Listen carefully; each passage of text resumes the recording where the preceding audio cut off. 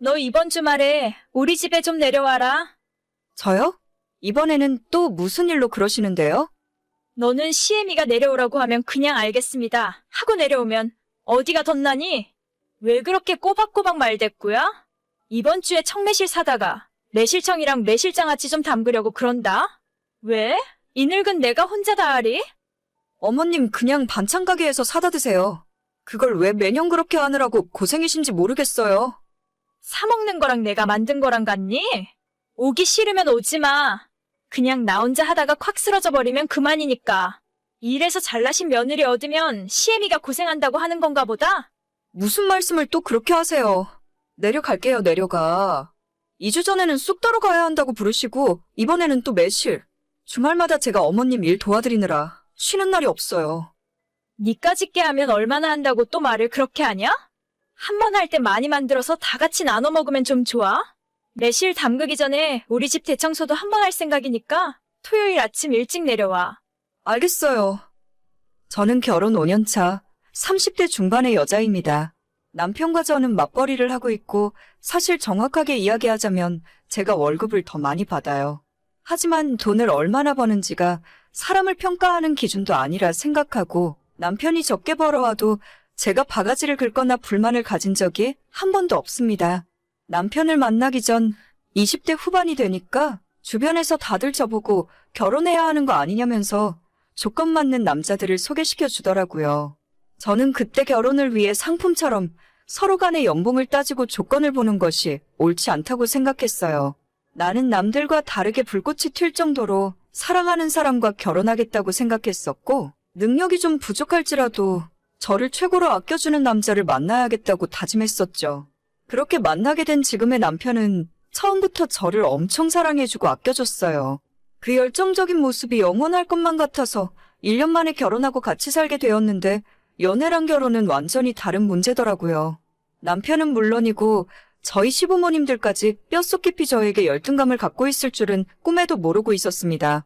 저는 한 번도 남편이 능력 부족하다고 생각해 본 적도 없고 제가 돈을 더 많이 번다는 이유로 유세를 떨어본 적도 없는데 결혼 3년 차가 된 지금은 완전 싸가지 없는 며느리가 되어 있더라고요. 시어머니께서는 제 길을 꺾기라도 하려는 것처럼 아무 때나 저를 시댁으로 불러서 일을 시키셨고 신혼 때는 제 편에서 같이 싸워주던 남편도 이제는 자기 일이 아닌 듯 나몰라라 하더라고요. 너는 내가 먼저 연락 안 하면 안부 전화 한 통도 없냐? 돈 잘 버는 바쁜 며느리라고 시위하는 거야, 뭐야? 그럴 리가요. 안 그래도 오늘 퇴근하면 연락드리려고 했어요.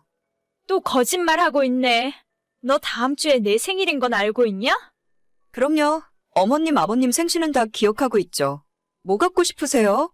미리 사놨다가 보내드릴게요. 나는 선물은 됐고 올해는 며느리가 직접 차려준 생일상이나 한번 받아보련다. 내가 며느리 밥상 받아보는 것이 아주 평생의 소원이야. 주말에 네 시아버지랑 같이 너네 집에 올라갈 테니까 준비 잘 해놔라. 생신상이요? 그냥 밖에 음식점 예약해둘 테니까 한우라도 드시러 가시죠? 아니야. 이번 생일에는 용돈도 필요 없고 선물도 필요 없으니까 무조건 며느리 너가 직접 차려준 생일상을 받아보고 싶다. 왜? 하기 싫으냐? 아니요. 하기 싫은 건 아닌데. 그냥 간단하게 집에서 갈비찜이랑 잡채 정도만 하고 미역국이나 끓이면 돼.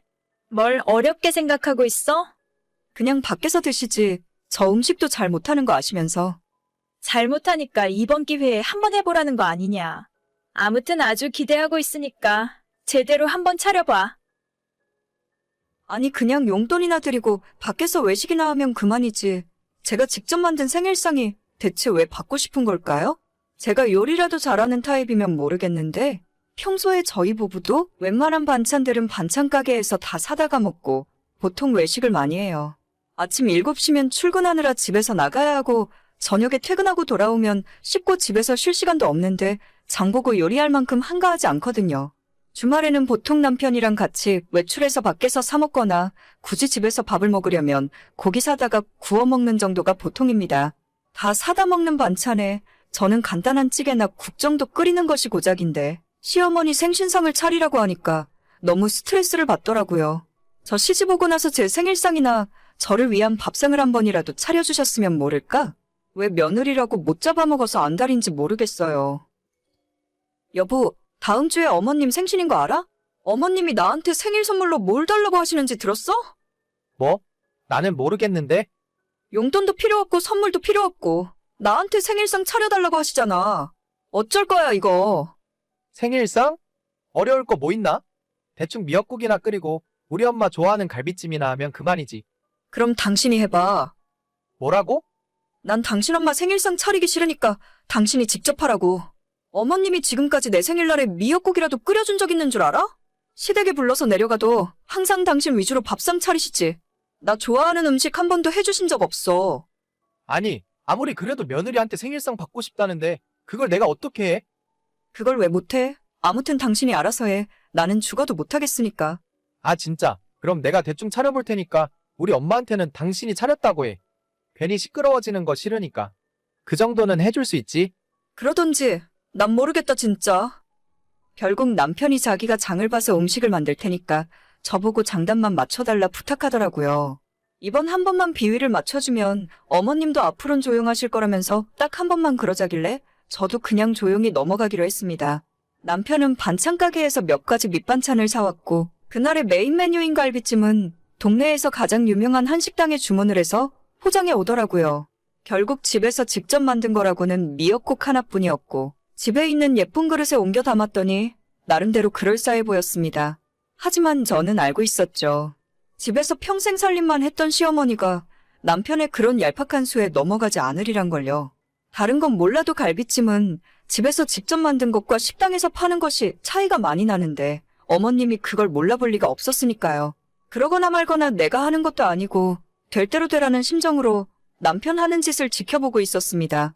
약속한 토요일에 어머님과 아버님이 오셨고 아니나 다를까 어머님은 한숟갈 뜨시자마자 바로 표정이 딱딱하게 굳으시더라고요. 그래도 아버님 앞인지 저한테 크게 뭐라고 안 하셨고 음식에 간이 짜네마네 조미료를 너무 넣은 것 같다는 식으로만 말을 하고 가셨어요. 저야 제가 직접 만든 음식도 아니고 어머님이 잔소리를 해도 한 귀로 듣고 한 귀로 흘려버렸죠. 대충 이번 일도 이렇게 넘어가는 건가 생각했는데 다음날 어머님한테서 연락이 왔습니다.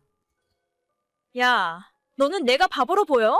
식당에서 음식 사다가 너네 집 접시에 덜어놓으면 그게 너가 만든 음식이야? 너네 집에서는 시어머니한테 그따위로 하라고 가르치시니? 저는 제가 만들었다고 한 적 없는데요. 아니, 어제는 분명히 집에서 직접 만들었다고 했잖니. 이제는 내 앞에서 거짓말까지 하는 거냐? 그건 오빠가 자기 마음대로 한 소리고 저는 아무 말도 안 했어요. 내 아들이 그런 거짓말을 나한테 뭐하러 해? 너가 괜히 밖에서 음식 사다 놨으면서 착한 내 아들한테 거짓말하라고 시켰니? 아니에요. 음식을 사온 것도 어머님 아들이고 어머님 생신상 그렇게 차리자고 한 것도 어머님 아들이에요. 저는 이번 일에 아무런 연관이 없으니까 저한테 뭐라 하지 말아주세요. 누가 우리 아들한테 생일상 받고 싶대? 내가 너보고 차리라고 그렇게 이야기를 했는데 내 말이 웃음니? 제가 어머님 말을 들어야 할 이유가 어디 있어요? 며느리가 차려준 생일상 받아보고 싶으면 어머님이 먼저 며느리한테 차려줘 보세요. 어머님한테 뭐 하나 받은 게 없는데 왜 저한테는 바라기만 하시는 거예요? 얘 말하는 것 좀 봐라. 너가 돈 좀 번다고 남편이랑 시엠이 알기를 개똥으로 아는 거야. 그러지 않고서는 이럴 수가 없어. 며느리를 개똥으로 생각한 건 아니고요. 어머님 스스로 그렇게 대접받게 행동하고 계시는 거죠. 야, 너 자꾸 내 말에 말대답할 거야? 결국 옆에서 보다 못한 남편이 저한테 화를 내면서 시어머니한테 무슨 말버릇이냐고 하더라고요.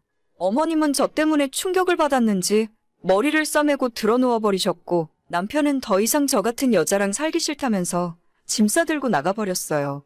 며칠 만에 집으로 다시 들어오더니 자기가 중간에서 다 이야기해놨으니 저보고 시모한테 가서 사과하라는데 제가 왜 그래야 하는지 모르겠더라고요. 그냥 이대로 너는 너네 엄마랑 살고 나는 나대로 살겠다고 했습니다. 신혼집은 원래 결혼 전부터 내가 살던 내 집이니까 남편 보고 너만 나가라고 내쫓아버렸어요. 너무 별일 아닌 걸로 이혼 생각까지 하는 것 같아서 참아보려고 했는데 남편 하는 짓 때문에 더 열받아서 그냥 이혼하려고 생각 중이에요. 저는 한 번 결심하면 누구처럼 저한테 사과한다고 해서 마음이 변하는 사람이 아닙니다. 어차피 결혼하면서 남편이 가져온 것도 별로 없으니 이대로 끝일 것 같네요. 남편에게 이혼하고 싶으면 언제든지 서류 가져오라니까 계속 딴소리만 하고 모르는 척합니다. 시모랑 남편이 동시에 제게 정식으로 사과를 하던가 사실 그냥 이대로 결혼 생활 끝내고 싶어요. 이런 이유로 이혼 생각하는 제가 너무 성급한 건 아니겠죠? 말끝마다 돈 잘 번다고 유세 떠냐는 소리, 이제는 듣기만 해도 지긋지긋해요. 오늘의 사연은 여기까지입니다. 구독과 좋아요, 알림 설정은 많은 힘이 됩니다. 다들 행복하시고 좋은 하루 되세요.